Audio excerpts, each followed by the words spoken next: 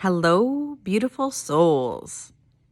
All right, well, I've had a lot of inquiries about exactly how do I keep my field clear? What is energetic protection? And so I'm going to try to do this justice. As usual, I'm flying off the seat of my pants. Flying by the seat of my pants. How do they say it? Let me just start out by saying that you have many bodies, right? You have one physical body, and then you have an emotional body, and you have a mental body, and you have an etheric body, and you have a causal body. And all of these are just slightly adjusted out from each other. And so, like, what can happen is that when you have like a lot of emotions that you don't ever deal with, right? That whole emotional body gets full and clogged up and can then affect backward. Same thing with the mental body. And the etheric body is what we think of when we see an aura, and that tends to get a lot of holes in it. Especially if you are an alcohol drinker, or if you spend a lot of time with negative people, gossipers, that kind of thing. Anyway, so I don't know why I had to go into that, but there was that. So what do I do for myself? Well, as I stated in my Facebook post, there was a time where I really honestly didn't believe I need to protect myself. Thought I didn't need to. I was I started on my journey through a journey of exploring Wicca and witchcraft. And immediately was called to the white witch kind of view of things. Anyway, I did not really get that I needed to worry about anything. I don't know. I mean, ignorance is not necessarily bliss. Let me just put it that way. So, continue on my journey. I started to, I learned the hard way in a relationship of just how much not knowing can be to your detriment. And so that was my big wake-up call. And at the end of that relationship, I was courted and tied in ways that I did not fully understand. And so I had to call in help.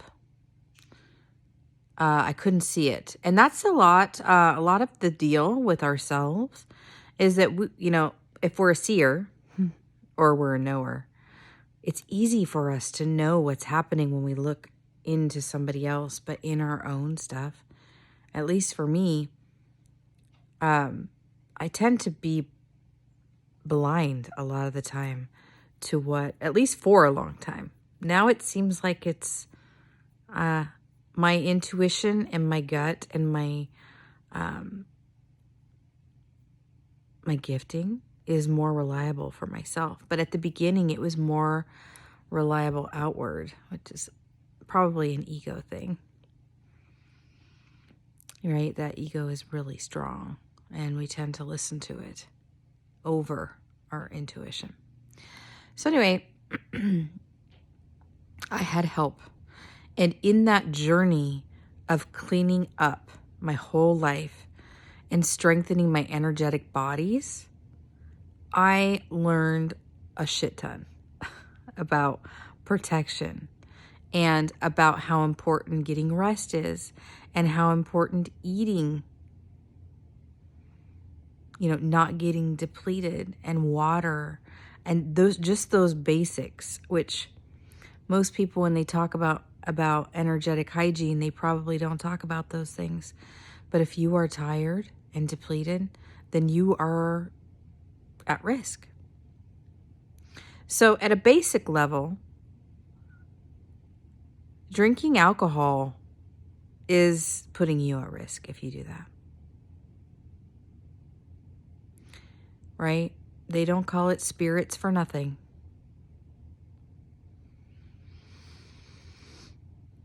I have found that marijuana, not so much, but marijuana does drop your vibration. So the idea is to keep your vibration at a level that makes you practically untouchable. I'm going to say practically, right? But as you know, I mean, you might have a moment of sadness come over or whatever. I mean, you have a baseline vibration, but it is variable. So, like, what do I do in the morning? First thing I do a lot of work in astral, and so I cut cords. First thing is that I do in the morning is to cut cords with anybody that I had made agreements with at nighttime, or people that I was working with doing healing work, because every time that you do something like that, there is a cord created. Pretty much every interaction. If you think about it,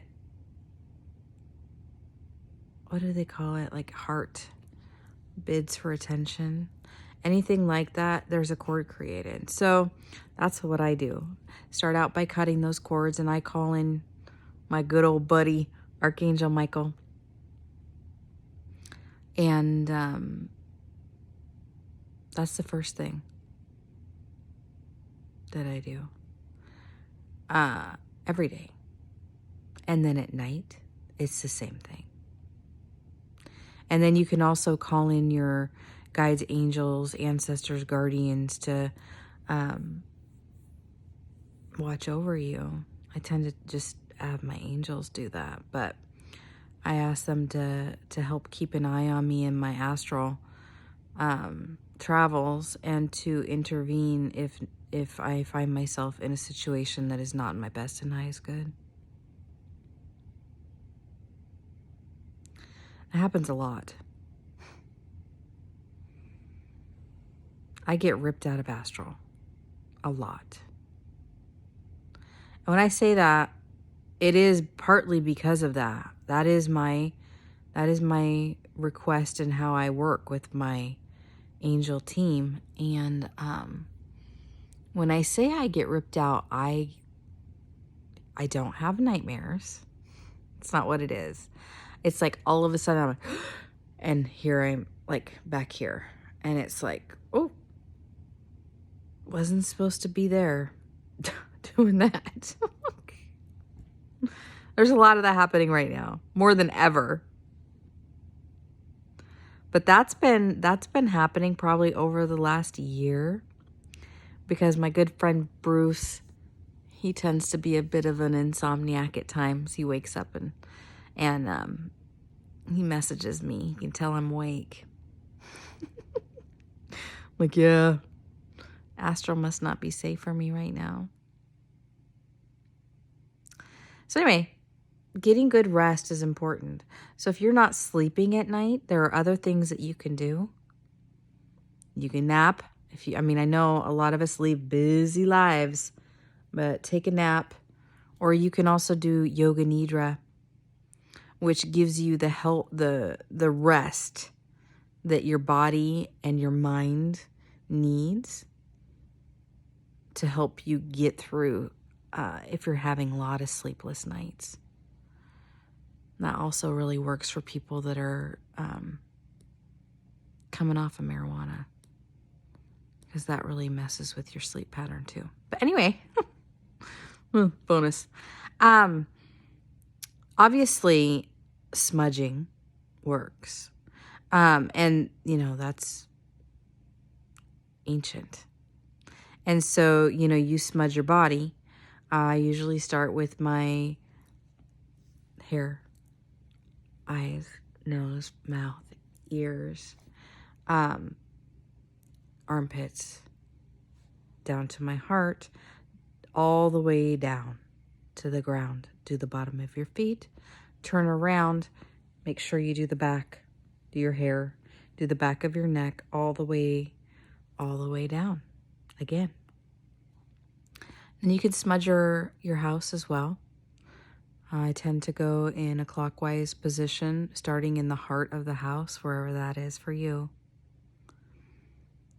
I usually light a white candle, which we would call the mother candle. And speak blessings, right? Speak what you desire. I usually say something like, any energy in this house that is welcome is all of love and light and will help us prosper. Anything else must go. Or I don't know, whatever. I don't have anything planned. It's just what pops out of my mouth in that moment. And I usually go from the top to the bottom as you go around. And if this is the first time you've done that, you're going to want to open up your drawers and your cabinets and everything. Behind doors. Anyway, so there's that.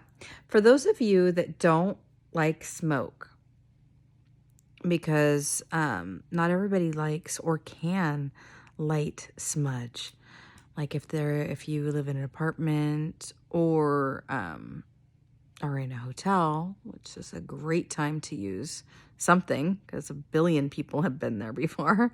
You can use what I call a smokeless smudge spray, but it's a protection spray that is designed to get rid of negative energy. And I do sell one of those. Freaking amazing.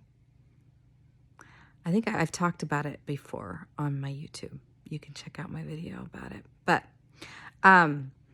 black salt, another thing, right? Which you can use over your thresholds, right? An old Wiccan, I believe it, Wiccan thing, to like make a line of energies for negative energy not to enter. Banishment deal. I put that in my perimeter mix too. And I did make a video about that. So you're welcome to check out perimeter. I'm not going to talk about doing that right now. The other thing you can do with black salt is put a teeny tiny pinch of it in your bath. So I guess I'll talk about baths right now. So salt baths are something that helps smooth out and clear out your energy field. I have found that salt showers help as well. So either one is fine. Obviously, you're not going to put black salt in your shower because black salt is, you only need a teeny tiny bit of it. And you're not going to rub that on yourself.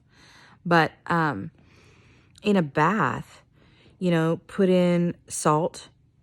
I usually use, you can use Epsom salt. I usually use pink Himalayan. Whatever I have. I think right now I have Epsom salts upstairs. And then I usually use, which was a tip given to me by a good shaman friend of mine, is to put in apple cider vinegar into your medicine bath. And that is a slacking agent. So the salt draws out the negative energy and helps smooth out the energy, clears out the energy field. And then the apple cider vinegar keeps it from reattaching. And then when you pull, and the black salt is just extra oomph to draw out all of that negative energy. And then when I do a medicine bath like that, like as a ritual, I tend to listen to peaceful music when I'm in there with the intention of clearing my field. And then I get out and I smudge myself immediately. Dry myself off, smudge myself naked. So that's how I do that. I'm trying to think what else. Okay. The other thing, you don't have to smudge yourself, but that's my deal. Essential oils are another layer of protection. In the shamanic world, at least around here, cedar oil in your hair is a protection. Frankincense, rose oil, any of those that are super high vibration are great. I know that at the beginning of my awakening, before I even started to wake up, I was drawn to rose oil and I started using it every day. And that was one of the very first things that I started to do without really understanding why I was doing it. And then as I learned more about it, I was like, oh, okay. But you can use frankincense. Myrrh is high up there. Sandalwood is amazing.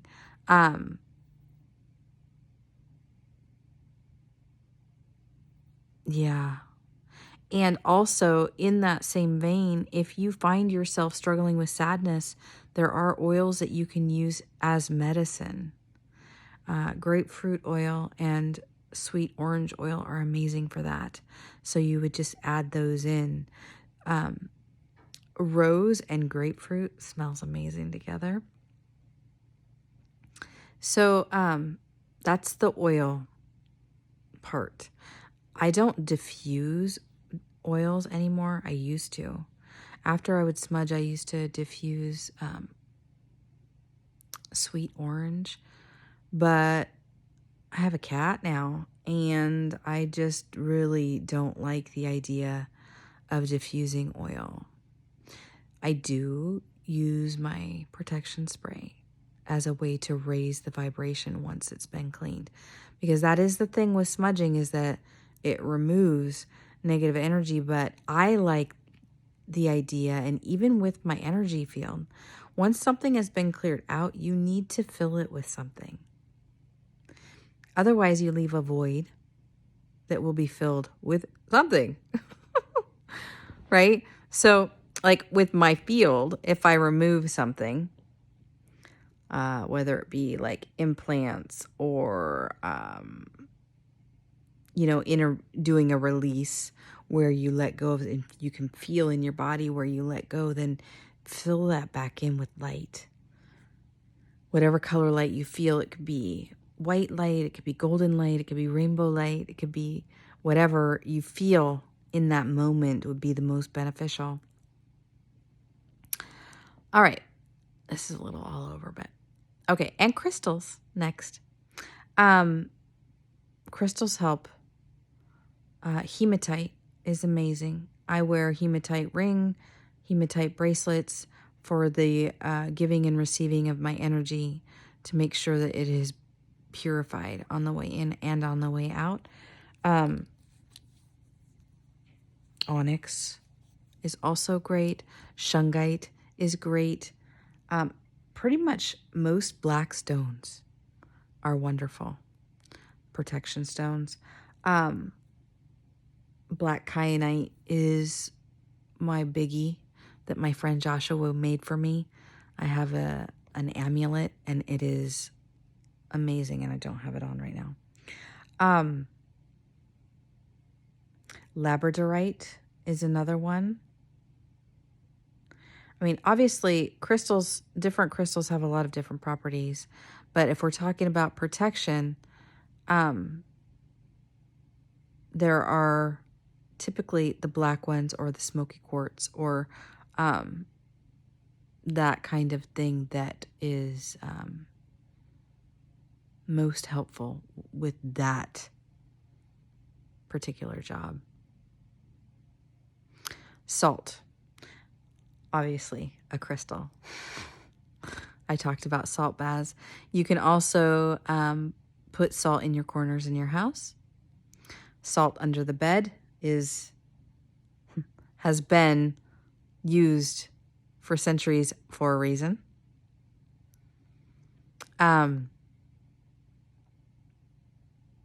You can also put salt in water and paint it around your door frames if you would rather not have actual bowls of salt out. I don't mind having actual bowls of salt out. Yeah, salt in the corners, salt under the bed.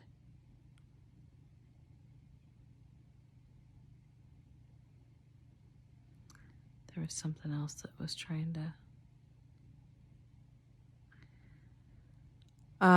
Oh, yeah, I know. Okay. So one of the ways that you can tell how the energy is in your house is by having fresh flowers and seeing how fast they die. That's a little trick. There's lots of different things like that. I think some people put lemons out. Same thing. Tends to absorb any negative energy. People leave those out in the bedroom. You can put them under your bed or beside your bed. I've also heard of the same thing being done with oranges. So there's lots of different ways. What's the most important is that you make it part of your daily plan, what you do. The other thing I guess I'll say is that the other thing that you can do is by your bed at night, have a glass of water. And it does need to be glass. That tends to keep spirits away. It's not 100% effective, but unless you want to be messing with spirits at bedtime, which, I mean, some people do. Right, but especially if you have kids, that's helpful. I mean, a lot of these kids are very, very gifted and they're a draw for these spirits. And, you know, it's interesting that they don't really see the physical. They feel the soul. So they might not know that you got a kid there. I know that sounds silly. It's true, though. All right, so that's all I can think of for at the moment. Gives you lots of ideas.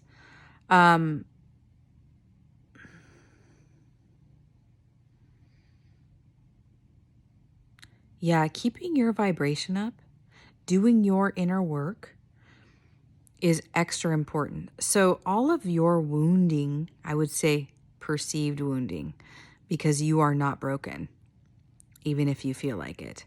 That is all mind control and manipulation to get you to feel like you are less than whole, not enough. Anyway, it is a major shift in perspective to get to what I'm talking about. But once you can heal, which really means healing your mindset, and also clearing a lot of these deep emotional wounds, right? By not feeling our feelings, as I was saying, they get stacked up and they cause stagnancy and blocks in our field, which can then cause physical disease in our body, as well as, you know, just a whole bunch of stuff that needs to be cleared out.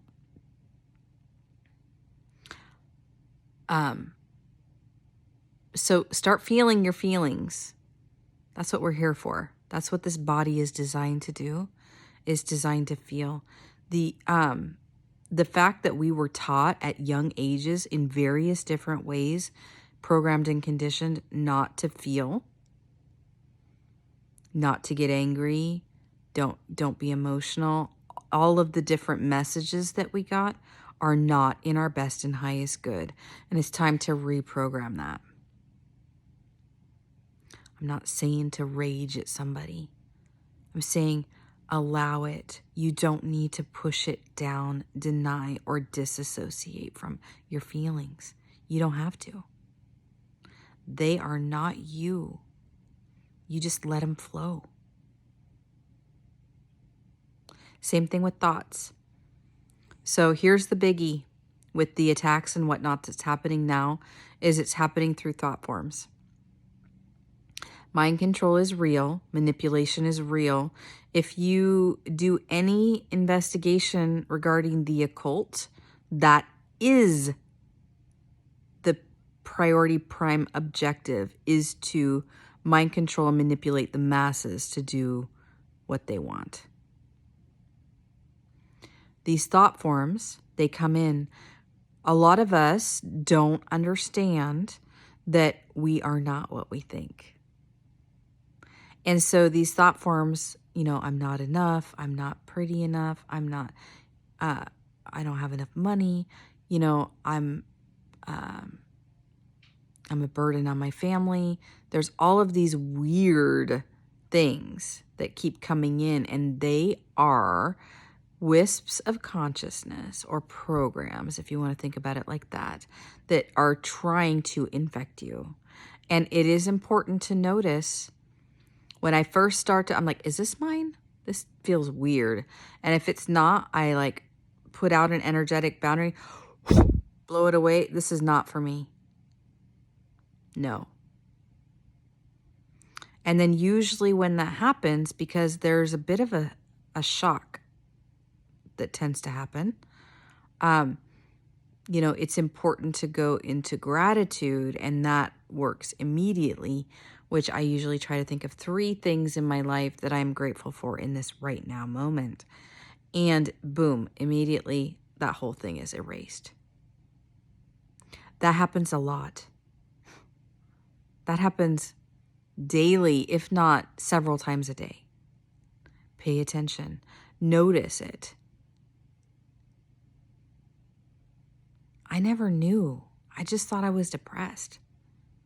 I didn't realize that it was actual thought forms that weren't even mine.